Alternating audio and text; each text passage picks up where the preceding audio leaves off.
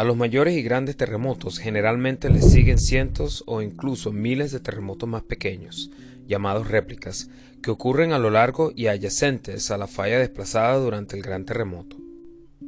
En algunas secuencias de terremotos, un terremoto más pequeño llamado sismo inicial precede al sismo principal, como el que ocurrió 2 días antes del terremoto de magnitud 9.1 de Tohoku en el año 2011. Con raras excepciones, todos los terremotos de magnitud 7 a magnitud 9 tienen una colección de réplicas de menor magnitud que pueden ocurrir durante semanas, años o incluso siglos después del sismo principal. Por otro lado, muchos terremotos mayores y grandes no tienen un sismo inicial antes del sismo principal. El terremoto de magnitud 7.9 del año 2002 en la cordillera de Alaska proporcionó observaciones importantes sobre las réplicas y sismos iniciales. Primero, algunos antecedentes. La cordillera de Alaska es una cadena montañosa estrecha de 650 kilómetros de largo, lejos del límite de placa de la zona de subducción. El terreno de Yucatán era una meseta oceánica que viajó hacia el noroeste sobre la placa del Pacífico y comenzó a colisionar con el margen continental hace unos 25 millones de años. Ahora actúa como un quitanieves geológico que impulsa inmensos bloques de corteza continental en una rotación en sentido antihorario. Las fallas transcurrentes de deslizamiento lateral derecho a lo largo de las fallas de Castle Mountain y Denali acomodan esta rotación del bloque cortical. Con una magnitud de 7.9, el sismo principal de 3 de noviembre del 2002 fue uno de los terremotos más grandes de América del Norte. La ruptura del terremoto comenzó a una profundidad de 5 kilómetros, con 4 metros de desplazamiento en la falla previamente desconocida del glaciar Susitna. Continuó con hasta 8 metros de desplazamiento lateral derecho en la falla Denali, y luego se ramificó en la falla Tochunda para una longitud total de ruptura de 340 kilómetros. Examinaremos ahora la secuencia completa de terremotos que ocurrieron a lo largo de la falla Denali, desde fines del año 2002 hasta el año 2003. La secuencia comenzó el 23 de octubre con el terremoto de magnitud 6.7 de la montaña Nenana, seguido de réplicas en un segmento de 45 kilómetros de largo de la falla Denali.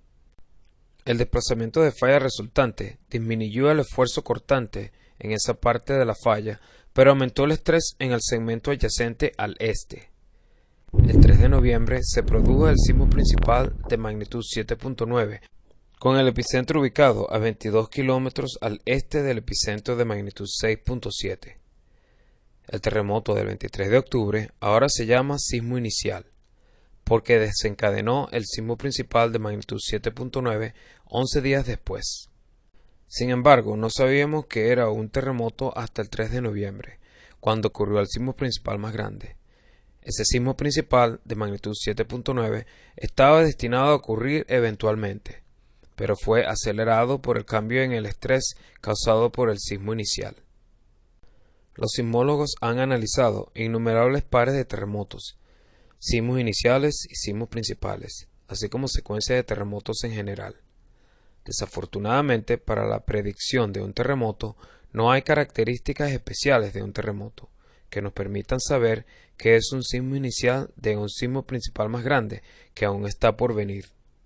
La mayor redistribución del estrés durante el sismo principal desencadenó una secuencia de réplicas de terremotos más pequeños a lo largo de la zona de ruptura del sismo principal. Las réplicas son terremotos más pequeños en áreas de la zona de ruptura y fallas adyacentes más pequeñas que ocurren cuando las rocas a lo largo de la ruptura se ajustan al nuevo estado de estrés. 760 réplicas de magnitud 3 o mayores ocurrieron durante los 30 días posteriores al sismo principal del 3 de noviembre. La secuencia completa del terremoto redujo una gran cantidad de esfuerzo cortante que se había acumulado sobre la falla Denali durante las décadas y siglos anteriores. 14 réplicas tuvieron magnitudes mayores a 5, y la más grande ocurrió 10 minutos después del sismo principal con magnitud 5.6. En general, las réplicas más grandes se concentran en las horas o días posteriores al sismo principal. Recuerda, la escala de magnitud es logarítmica y la energía elástica liberada por un terremoto aumenta en un factor de 33, con cada unidad de aumento de magnitud. Entonces, en magnitud 5.6, la réplica más grande liberó menos de 1/1000 de la energía liberada por el sismo principal de magnitud 7.9. En este gráfico podemos observar que la tasa de réplicas desaparece con el tiempo después del sismo principal. Esta rápida disminución de la tasa de réplicas fue estudiada por primera vez en detalle por Fusakichi Omori, una de las figuras más importantes de la historia de la sismología.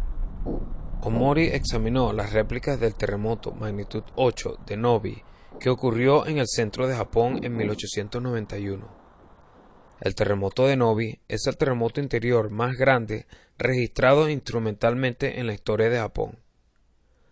Omori descubrió que la disminución de la tasa de réplica se analizó mejor utilizando un gráfico logarítmico de réplicas por día versus días después del sismo principal.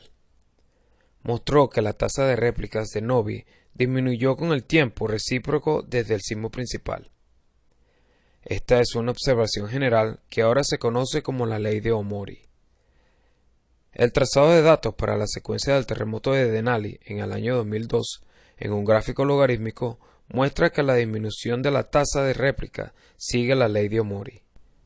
En una secuencia típica, sismo principal, réplica, el 97% de la energía es liberada por el sismo principal, mientras que de cientos a miles de réplicas liberan el 3% restante. Aunque solo una pequeña porción de la energía de una secuencia de terremoto es liberada por réplicas, las réplicas más grandes y la tasa más alta de réplicas ocurren durante las primeras horas y días críticos inmediatamente posteriores al terremoto mayor. Este es exactamente el momento en que los trabajadores de emergencia están localizando y rescatando a personas lesionadas en los edificios colapsados o dañados. Debido a que esos edificios pueden moverse o incluso colapsar durante las réplicas, los rescatistas están en mayor riesgo cuando su experiencia y servicio son más importantes.